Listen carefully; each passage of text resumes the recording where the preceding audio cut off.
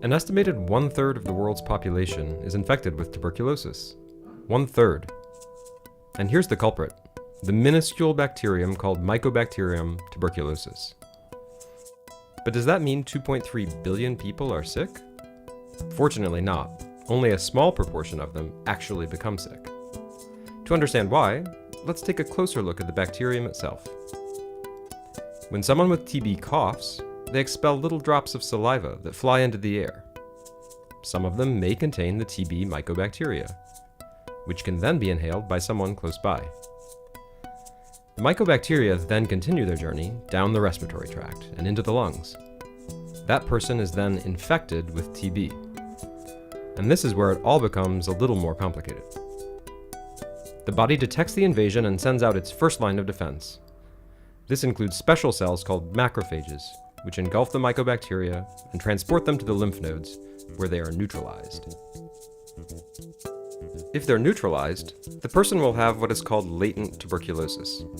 This means they're infected with the bacterium, but they don't have active TB disease, and they're not sick. However, in 5% of cases, the immune system is overwhelmed. The TB mycobacteria multiply and escape, and the person falls ill. This often happens with young children, whose immune systems are not fully developed.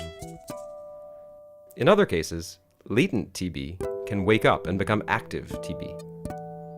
This can happen months later, or even years later, especially in adults with weak immune systems. For example, people who are HIV positive, or who've had organ transplants, or who are undergoing chemotherapy.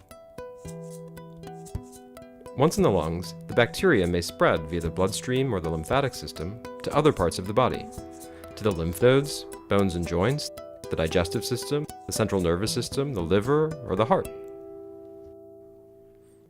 So what happens when someone has active TB? Let's imagine the infections in the lungs, as this is the most commonplace.